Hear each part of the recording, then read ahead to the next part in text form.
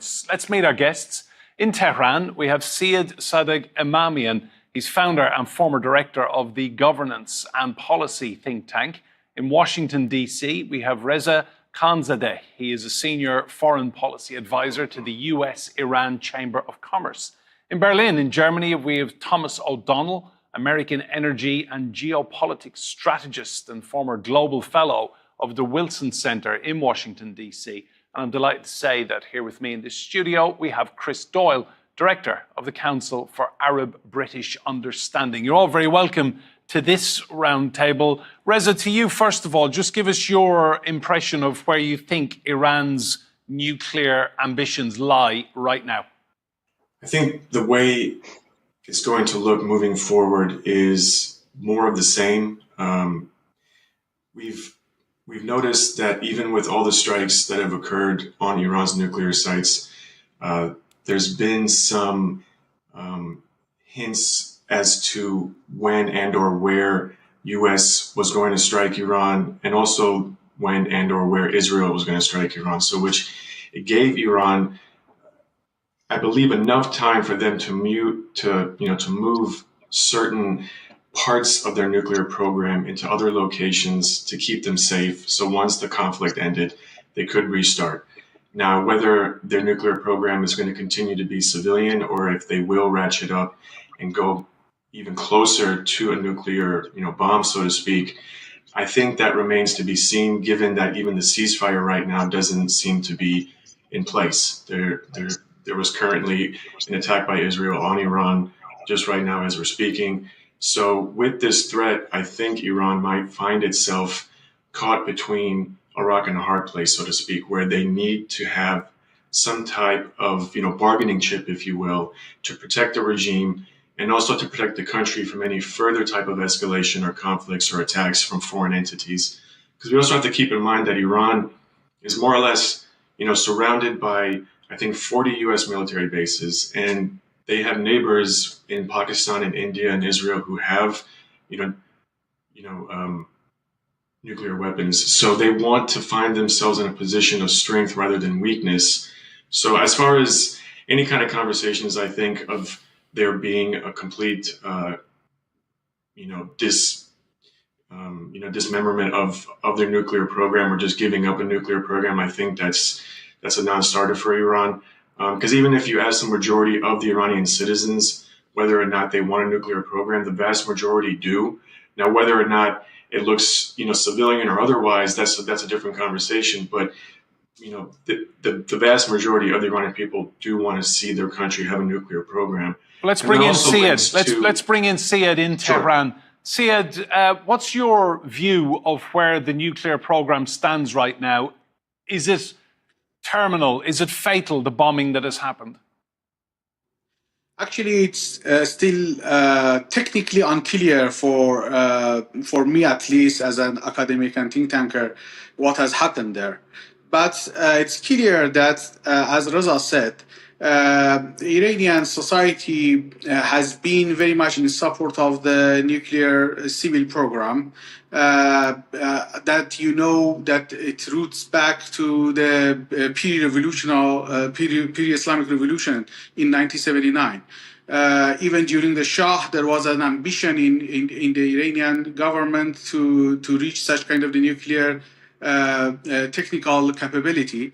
And that what happened in the last few decades has been, to some extent, has put the nuclear civil program at the heart of the fabric of the Iranian politics. So anyone that is going to be in power, regardless of their political direction in the government, they are expected to follow up the nuclear civil program. But with regards to the weaponization of the nuclear program, I never just am relying on the public reports, and the last one was published in late March by the intelligence community of the US, that there has never been any evidence of the nuclear military program, at least since 2003 onward.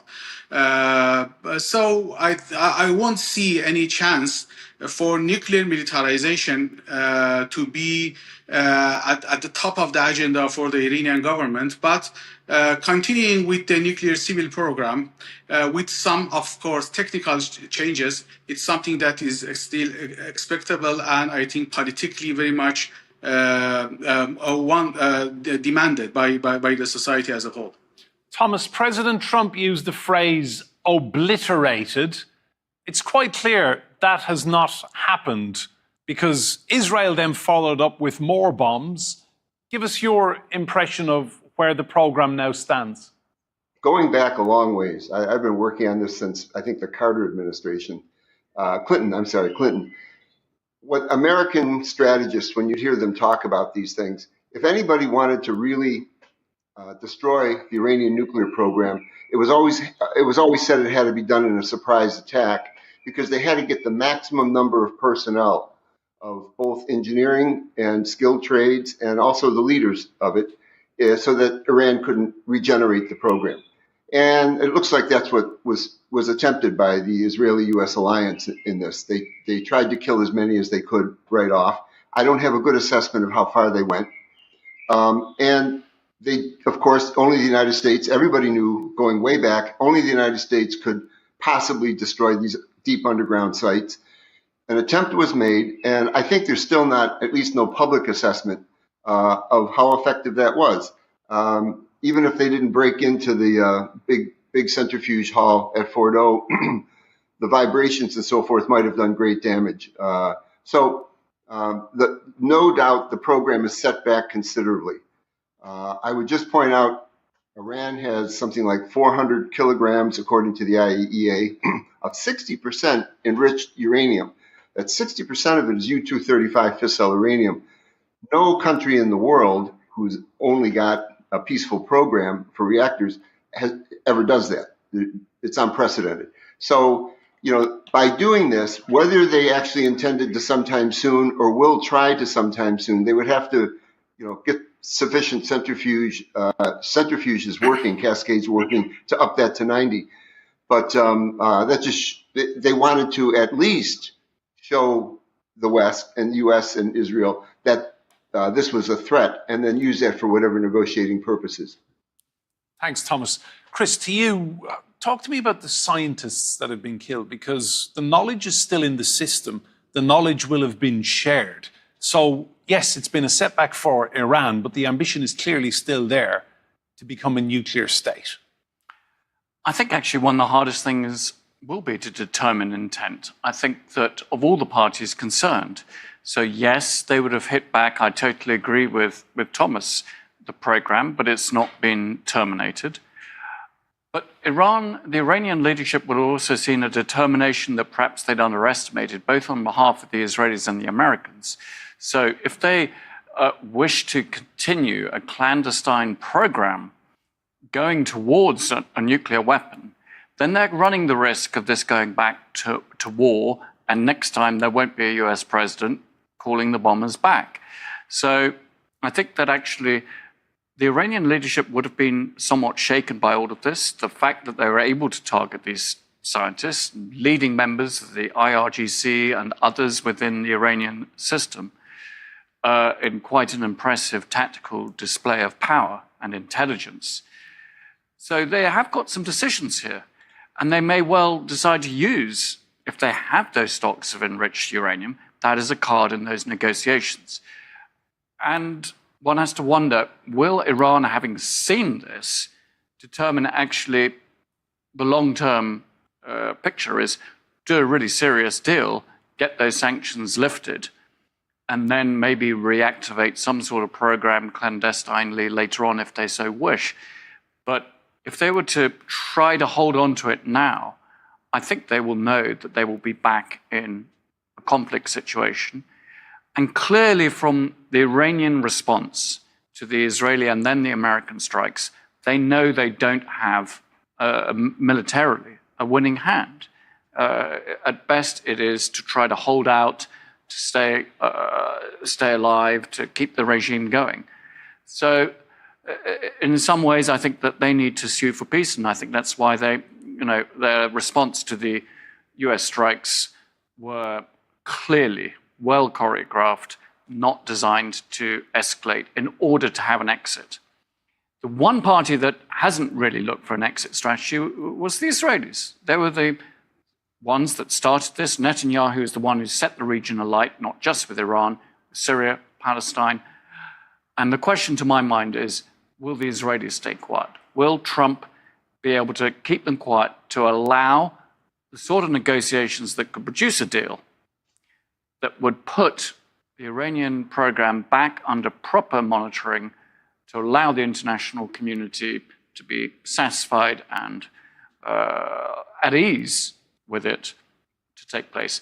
And I think it's a very shaky period of time now in front of us.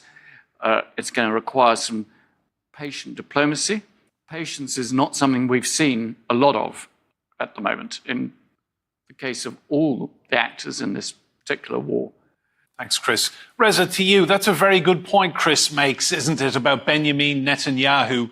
He won't be satisfied. He can't be satisfied as things stand. So how difficult do you think it would be for President Trump to rein him in and try and make progress diplomatically with Iran? Yeah, I think it will be difficult for two main reasons, but there are obviously a multitude of reasons. The first being that this is his last term, so Netanyahu essentially just needs to wait him out. But then for Netanyahu, that's also countered with his own domestic problems and his court trials and possibly imprisonment after he's finished being prime minister. But now his popularity is so high within Israel with the success of these attacks on Iran. He's currently searching for snap elections so he can get reelected. And if he does, then he just has to outweigh Trump. But then also Trump's increase in ability to possibly weigh in or to rein in Netanyahu has to do with his own domestic problems as well, because his base, although they seem to be split 50-50, I feel it's more about 60-40, maybe 70-30, that they do not want him to bring America into another engagement in the Middle East. Now, one thing we have to keep in mind is that the trauma that the U.S. population has when it comes to Iran being entangled in these endless types of wars in the Middle East primarily is rooted in the belief that actual U.S. military troops will be on the ground in a country in the Middle East. In this case, it might be Iran. That is where this push from his base is coming from for the U.S. not to get any more involved than they already are.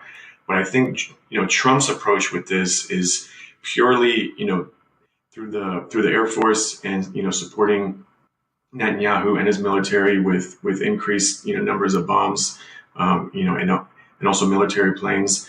But if I could also piggyback on one thing that Chris said, we have to keep in mind that with the way things are going right now, this type of off ramp, so to speak, that we're currently seeing with the hope of this ceasefire staying in place is set on the precipice of a new type of world order, so to speak, in the Middle East. Because in these past 12 days, we've seen a lot of firsts. Of course, with Israel and Iran striking each other directly, that goes all the way back to April of 2024. But this type of direct conflict between these two countries, and also with the United States attacking Iran directly for the very first time, and then Iran countering and striking a U.S. military base in a Gulf state for the very first time, sets the blueprint, a very dangerous blueprint for further types of escalation. Because, like you said, no matter who the government is in Iran, no matter what kind of nuclear program they want to have, Netanyahu will not be happy with that. And then in the future, there'll be another reason for him to want to bomb Iran.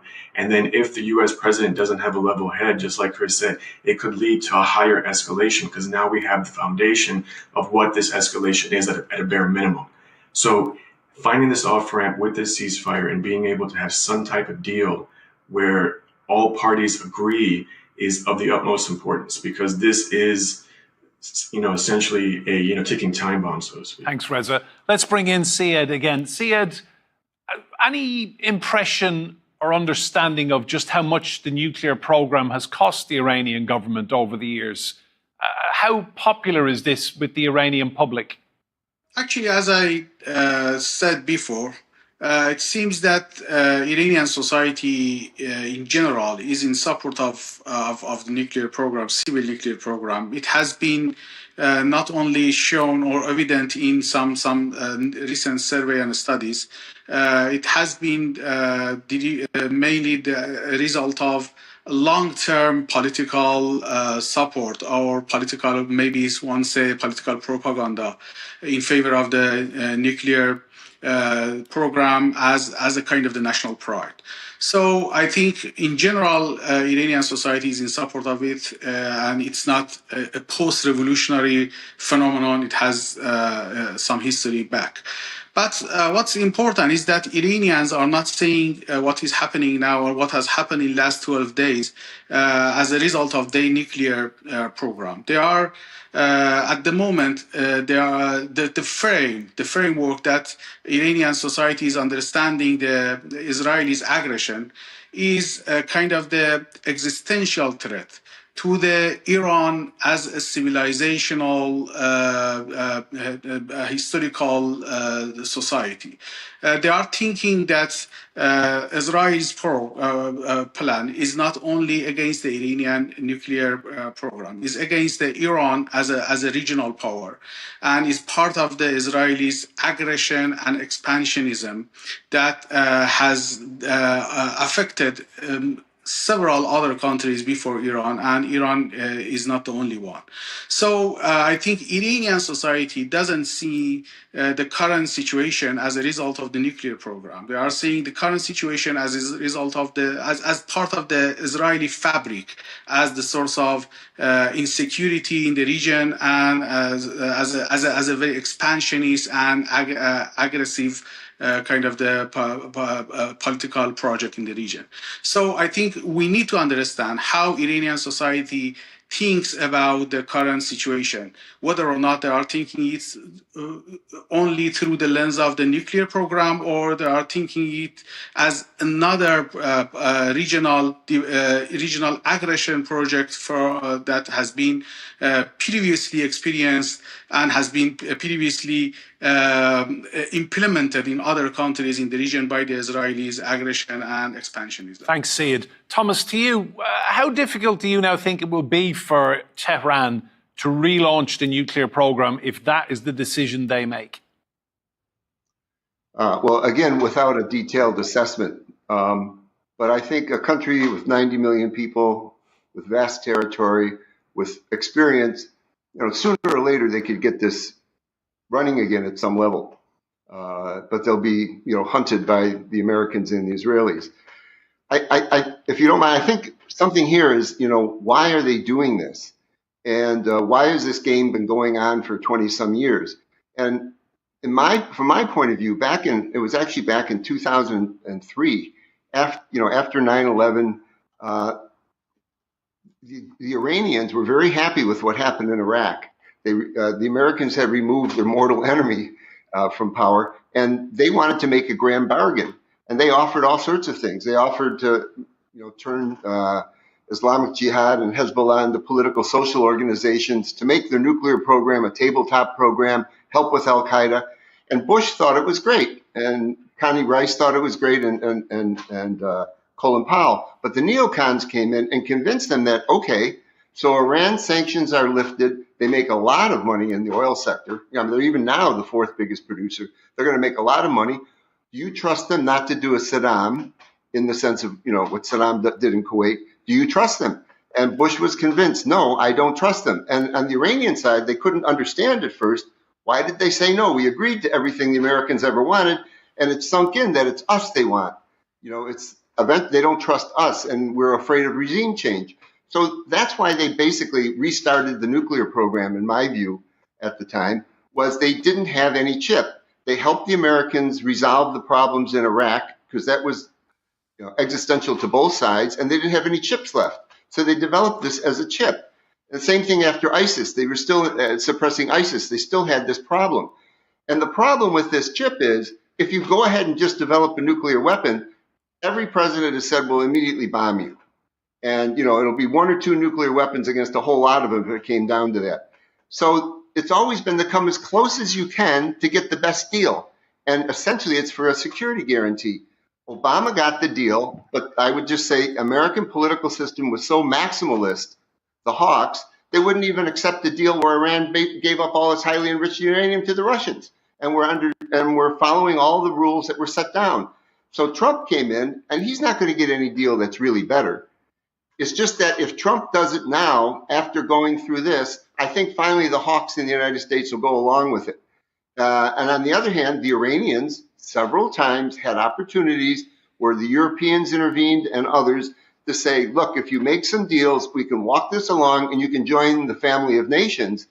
And they always balked at this, either because of internal conflict or ideological problems, whatever. So there's been dysfunction on both sides.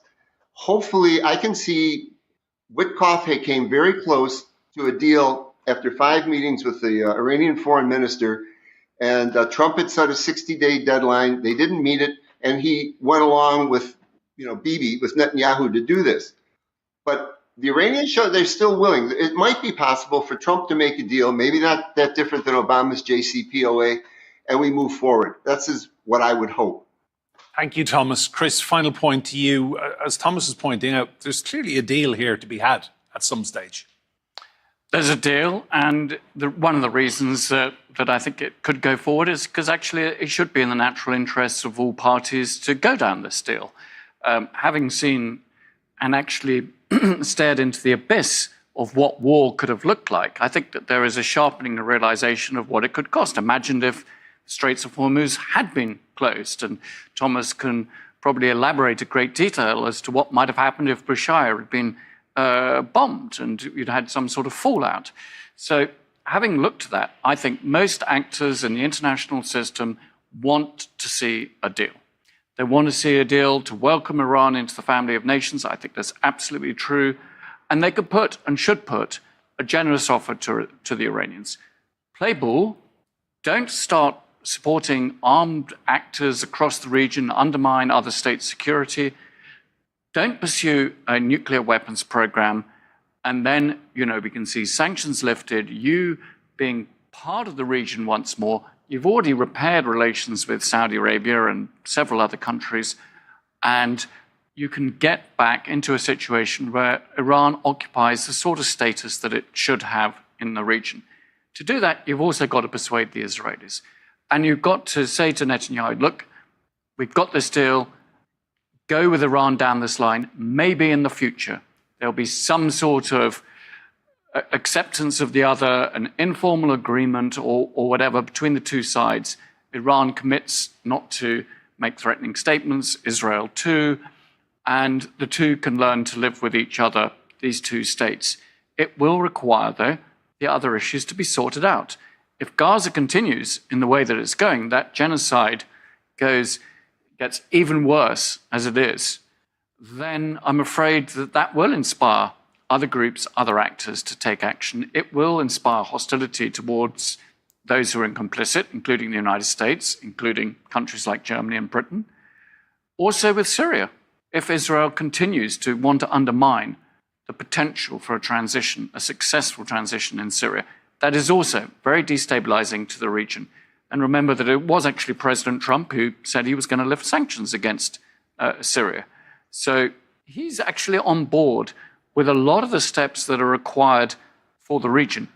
Fine, yes, he hasn't got a sophisticated strategy. He doesn't really have the patience for it all. I think we're going to need many rounds of talks with the Iranians to produce this. You can't just set time limits like that. But I think he does actually want to see a region that is calmed, not set aflame. Thank you, Chris. And to Reza, Thomas and Seyed in Tehran as well. Remember, you can see more discussion and debate on our YouTube channel. Just search for Roundtable TRT World. But for now, from me, Enda Brady, and all the team here, goodbye and thank you for watching.